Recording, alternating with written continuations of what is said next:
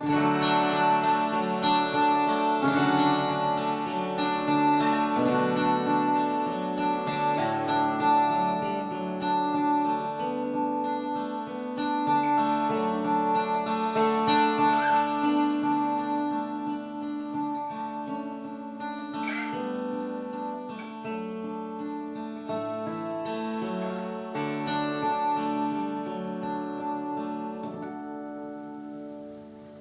afternoon, once again. My name is Guthrie Thomas. I'm a guitarist and songwriter, among other things. And welcome to the documentary, short documentary on writing the song. All right, to start with, writing a song is basically pretty simple. It's no different than really writing a letter or an email as they do it these days. You just take something that you're thinking about and put it on paper in words. And you don't need anything other than an imagination to write songs. And everybody's got an imagination. Just think back to the time you talked yourself out of something that you got in trouble for with your folks. That's your imagination working for you. It certainly worked for me on a number of occasions with my folks. And I put it forth on writing songs later in life. Okay, now I get asked a lot, what do you write first? The big question, the music or the lyrics? Actually, in my case, it's both. I don't spend a lot of time writing the music first. Generally, I do it at the same time. And I've written probably 450 songs in the last 40 years or so. And I pulled out some of my old songs. This one is called Sweet Virginia, that I wrote. Yes, I did write Sweet Virginia. This is on about 20 pages of legal paper.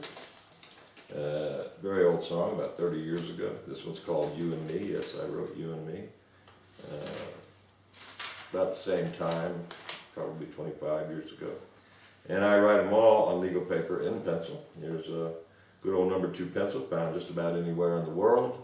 And probably someplace in the universe as well, assuming there's somebody out there. If Carl Sagan is right, then there's a lot of songwriters floating around the universe. And even today, I still use a legal pad. This is what we wrote, or I wrote last week. This is called Ghost Town. I wrote it last week, and we recorded it earlier this week, and it's already up on YouTube. That's my understanding. And so I haven't changed how I write my songs hardly at all in the last 40 years. I just kind of stick to what works for me. And a pencil and a legal pad and my guitar works just fine for me. And of course, you don't need an instrument to be a songwriter. Many songs have been written that are very popular and quite a few hits by people who didn't write music at all. They just wrote the lyrics. Elton John and Bernie Taupin are perfect examples of that. So there's a lot of great songwriters. Harry Chapin, the people that I listen to anyway. Harry Chapin, John Prine, John Stewart, Johnny Hartford, Arlo Guthrie, of course, Willie Nelson. The list is endless. Waylon Jennings. But there's about 25 really great songwriters that I have always enjoyed, and their talents are impeccable. And not just with songwriting, but also playing in most cases. So listening to other good songwriters will make you good also. And that's just, if you're riding on a good train, you're going to get there on a good train, you're going to learn how to drive a good train. It's kind of the nature of how it works. And it's hard to learn from afar from people like professionals, except perhaps in this forum. But you can pick up some things. When I started songwriting, I actually traveled around the world several times, and wherever I saw somebody, and that meant anybody playing the guitar and singing something, I actually sat down and listened for a while. And eventually I was asked if I played, and I did play. I was a guitarist long before I was actually a songwriter. And I learned a great deal from these people, from the Delta Blues down in Louisiana, and from the Mississippi John Hurts and the Lightning Hopkins, to people in England. Some of the great singer-songwriter stuff comes out of England and Ireland. right into the Appalachian Mountains and the Smoky Mountains here in the States. So you can learn good stuff anywhere if you feel like traveling. And you can learn from records if you feel like buying records. And of course you can learn from this format as well. There's a lot of great songwriters right here on this YouTube thing. And so, you know, investigate your possibilities, in other words. Now, we were just down at the Willie Nelson show just last week, I believe. My good friend Bud Rock, who's been working for Willie Nelson for, I guess, 30-something years now. I met Willie Nelson 36 years ago, I think, was how long I've known him. We got a special invitation down there. We make all of his guitar picks here at my company. And got a special invitation down there to enjoy the show. In fact, I even had him sign my guitar. I guess you can see it. First time I've ever asked anybody to sign one of my guitars. I had him put it on the back so that only I could see it. I'm sure it won't make me sing Blue Eyes Crying in the Rain any better. But listen to people like Willie Nelson, obviously an incredibly good songwriter. This fellow, Willie, not only is he incredibly talented, but he took the stage for the first time when I was 3 years old. And of course he's 20 years older than I am, and 20 more years of experience. So sitting down with him and playing with him is a huge opportunity to learn from the greats. So no matter how good you think you are, you're not, and no matter who you are. So keep that in mind. Also in songwriting, never forget that, and I laugh at myself all the time because it took me years to learn this, not every song you write is good. You're going to find out you write some bad stuff. And there's quite a few songs on my albums, I guess I've done 34 now, that are just not that great. And I don't think I've played them again since I left the studio on whatever day that particular song was recorded, on whatever album that might have been.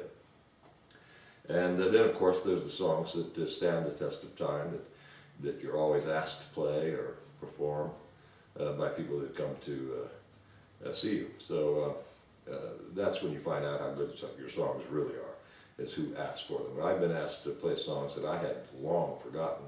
But when you write 450 songs, it's not unlikely that somebody's going to ask you to play something that you have not played in a long time. So I actually carry a songbook with me, just in case somebody does that when I go out and play on tour. So writing good songs is important. Not every song you're going to write is good. There's going to be some bad ones. Toss out the bad ones, keep the good ones. That's basically it. And I just finished Ghost Train. I guess it's up on YouTube now. I consider it one of my better songs. I actually like it. By the time you finish writing a song and recording it and playing it 100 times, you're pretty sick of it. And it's kind of one of those songs that I could probably put in the CD player and actually tolerate listening to it a second time. Now with Ghost Train, I'll use that as an example. It took probably 10 pages of a legal pad to write it, and I try to write stuff to where it's almost exact. Every word that I actually put in a song, that goes in on the finished CD, has been chosen intentionally. I just don't pick something out of the air and toss it in there. So I try to make each word fit to the situation that I'm writing about. Now, all songwriting is to me is, and I kind of go by this philosophy that I just try to write things that other people are thinking and wish they could say. Now, if you can do that, then you're a good songwriter. And when people come up to you and say, you know, I was just thinking that very thing, and you put it out so well, and it made me feel this or it made me feel that. And that's what good songwriting is all about. You want people to actually feel something. So that's the way I try to write. I don't write too many up-tempo stuff. Lots of people write up-tempo stuff in bands. I work generally as a solo artist when I'm out playing, so I try to keep it low-key. I don't play bars or dance music. So you know, the atmosphere at my shows is a lot more quiet, usually a pretty good sized room full of listeners, people that take into consideration the art of writing and playing, and not so much into the dancing around the bar room and getting a little wasted. And I've always lived by that philosophy, and I still do today. I do not play bars for that very reason. Not that I haven't been out to a few bars. So, now, we'll get into the actual putting the words to some music in the next little documentary. But one of the secrets that I do when I am writing is I use an old trick that I just kind of made up for myself. I imagine that there's a rocking chair in the living room. And I want to write a song about that rocking chair, for instance. Now that subject matter, rocking chair, can be anything.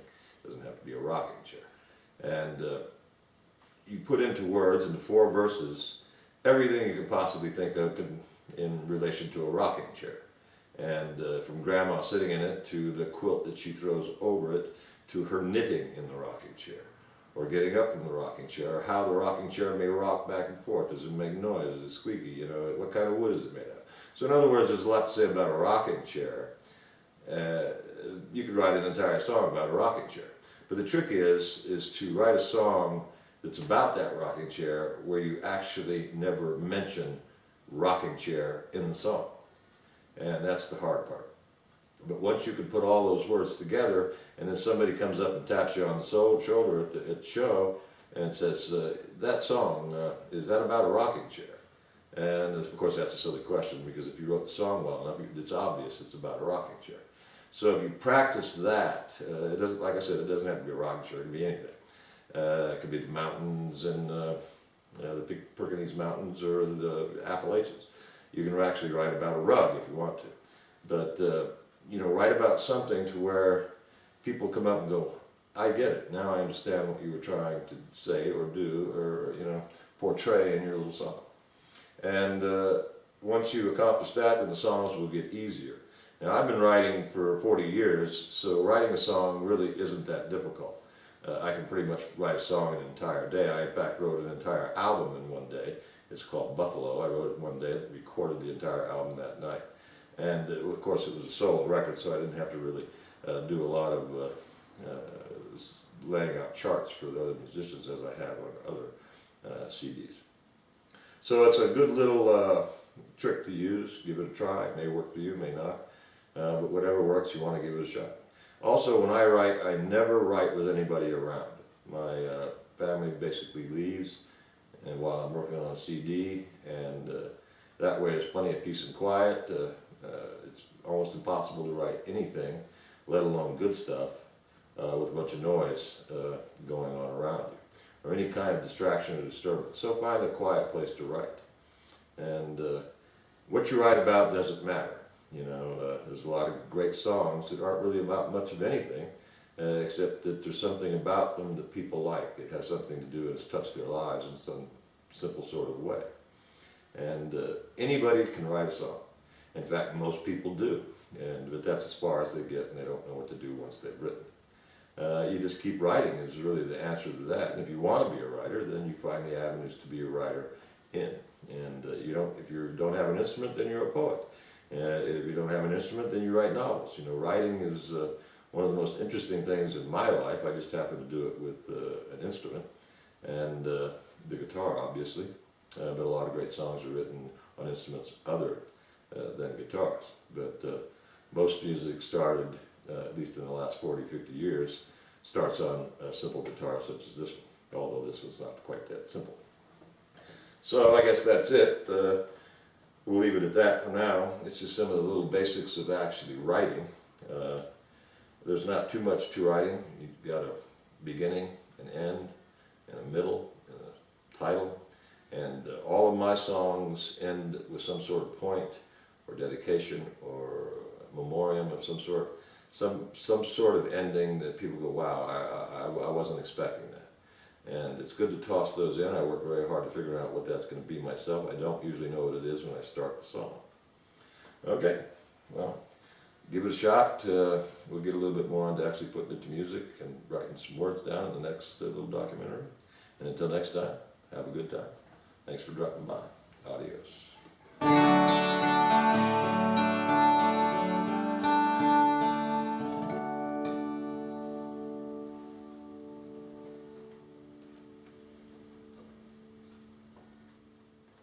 on a ghost train that's leaving from now and into nowhere. And if you listen, you can hear that lonesome whistle blow. There's a free seat on board for every